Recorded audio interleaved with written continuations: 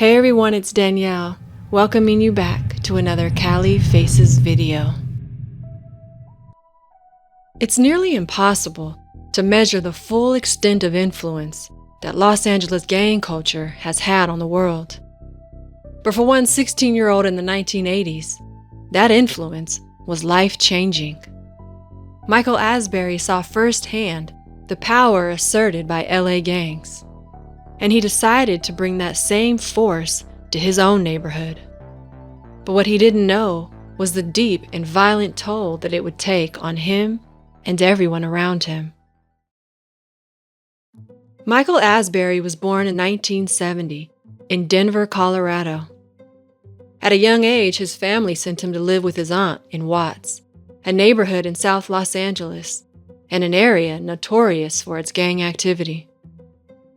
It was here that Michael first encountered the Crips, a gang that had grown out of Los Angeles and was rapidly expanding its influence across the city.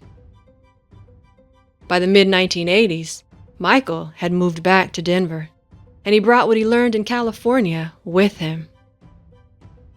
At 16 years old, Michael and two other friends decided to create their own version of a Los Angeles Crip gang.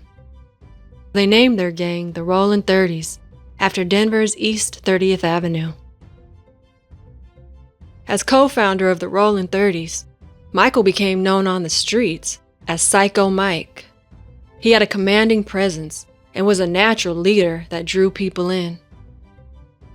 In 1987, just a year after its formation, the Rollin' 30s had grown to over 100 members.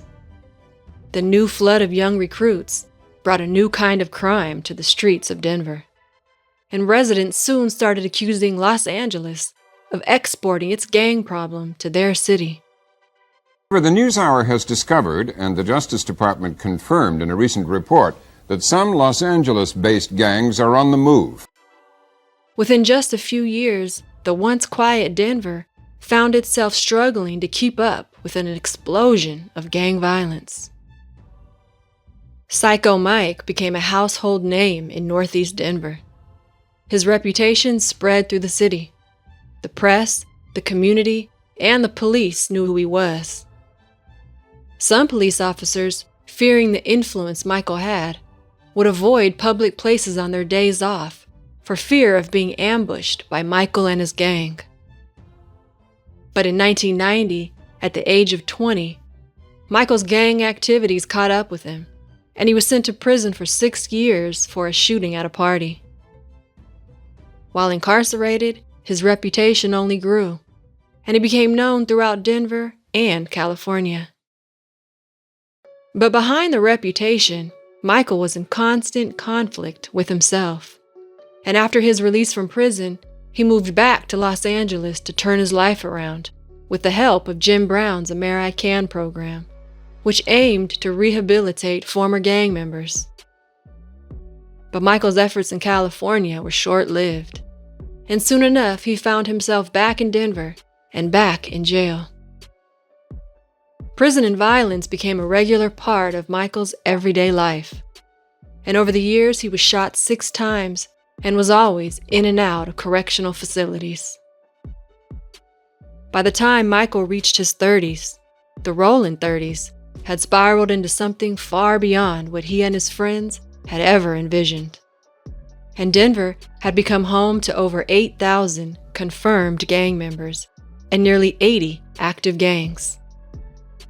Michael's 2 friends, the ones who had been by his side since the beginning, had met tragic fates, with one shot in the head and the other serving a life sentence.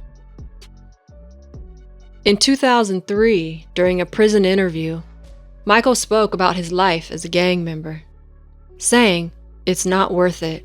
It ain't nothing but death and destruction." He also talked about being the most well-known man in his neighborhood to a then lonely man in prison. It was clear in the interview that Michael was tired of gang life, but despite his best efforts to get out, the life kept calling him back. But by 2008, Michael was still trying, turning to religion and working on becoming an advocate for peace.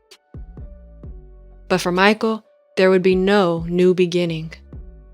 On May 17, 2008, 38-year-old Michael Asberry was found lying on the ground in front of his apartment building with several gunshots to the chest. He later died at the hospital. To this day, no one has ever been charged with his murder. But the fallout from his death was immediate, and in the days following his murder, Crips burned the Holly Square Shopping Center, a blood gang hangout in Denver, down to the ground, in retaliation for killing the Rolling 30s founder. From Watts, California to Northeast Denver, Michael Asberry accomplished exactly what he set out to do when he was 16, create a gang that would take over the city. But that legacy was also his downfall.